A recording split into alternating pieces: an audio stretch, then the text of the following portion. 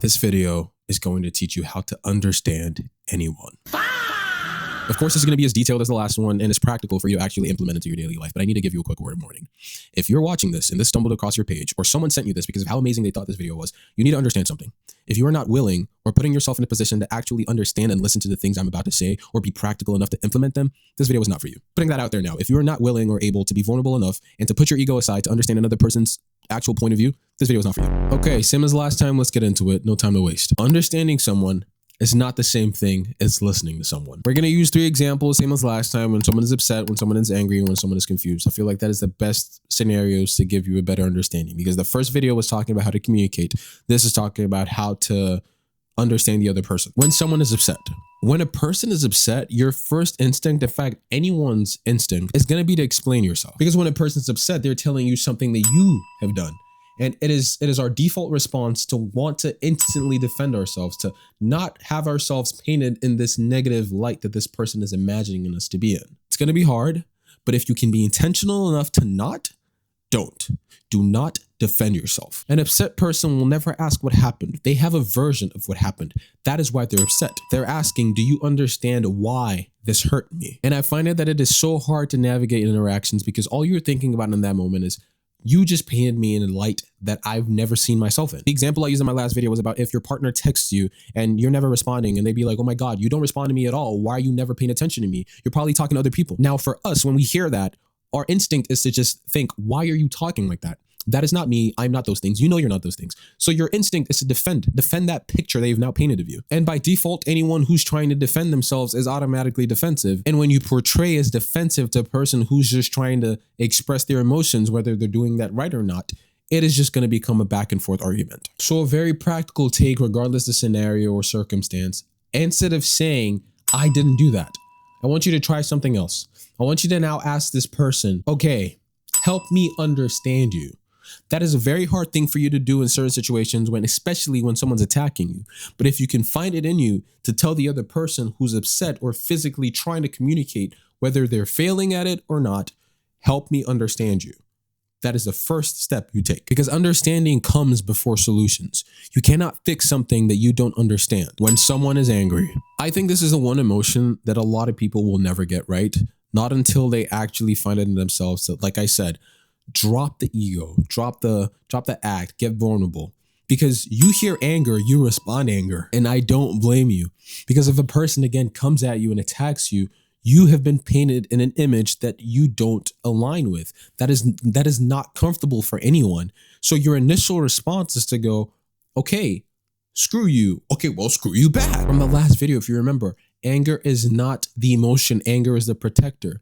Behind the anger of that other person, there are multiple feelings. There's hurt, there's disappointment, there's feeling disrespected, there's being ignored. There's so many things behind anger. Anger is never the real emotion. Lock in on that. I need you to understand. If you can see it from your perspective, when a person tells you something like, you're so selfish, you never understand me, they're not really upset.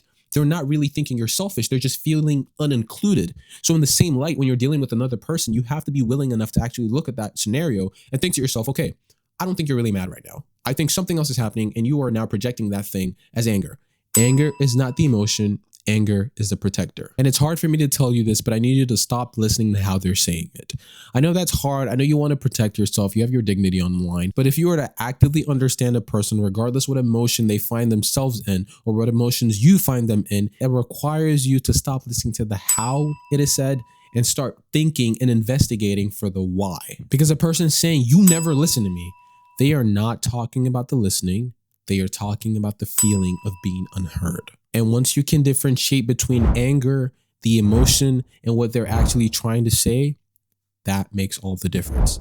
You start bridging the gap and you start breaking through that whole facade of anger, because anger is not the real emotion when someone is confused. In the last video, I talked about how you're allowed to ask questions. If you don't understand a person's emotion or understand what happened, ask a question, don't make assumptions. There's a comment I specifically want to highlight. A person said something along the lines of, what if they get mad at me for asking a question? Why would they get mad at you for asking a question? You don't understand. If again, you're on the receiving end of that and someone is trying to ask you questions and you feel offended for whatever reason, under no circumstances are you allowed to punish questions. That makes you a horrible person. sorry, not sorry. Because if a person asks you questions, they don't understand something. It is your duty. It's what's expected. Do not punish questions.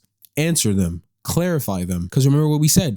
Confusions create assumptions. Assumptions create stories. Stories create problems. Let's use the example from the communication video. If you and a person are chilling and you notice some vibe shift or some weird shift and you ask them, okay, why are you being weird? If you remember the communication video I made, you don't say, why are you being weird? You don't jump to conclusions. You ask the questions. I noticed a shift. Is there something wrong? But let's assume you said, okay, why are you being weird? Your default response or instinct is to say, why would you say that? And at that point, you're just being defensive. You're not even trying to be defensive. You are being defensive. And all it was a question. It's a yes or no question. It's a no, I'm not. You know what I mean? And honest to God, people are always scanning people. Okay? Like, people are genuinely always scanning people. So if something looks off, something seems off, they're going to ask. So instead of your normal response, you're going to change your response and then you're going to say, okay, I see how you got there, but that's not the case. This is how it actually is. I'm just a little tired. I'm just a little off. It was actually nothing. Clarification doesn't kill anyone. Why are you being such a pain in the ass if you can't answer a simple question? And if you consistently make a person feel bad for asking questions about your emotions, your moods, your feelings, people will stop asking questions when questions start feeling dangerous.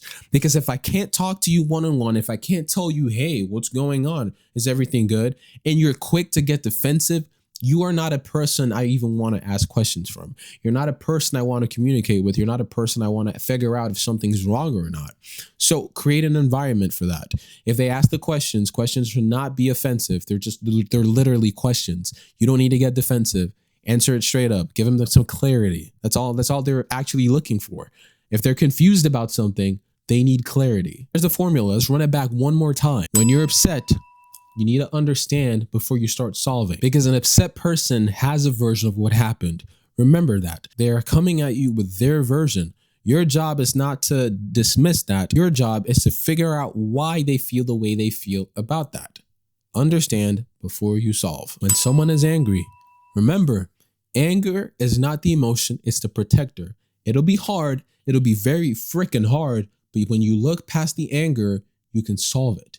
Do not fight fire with fire. You hear anger, you respond with anger.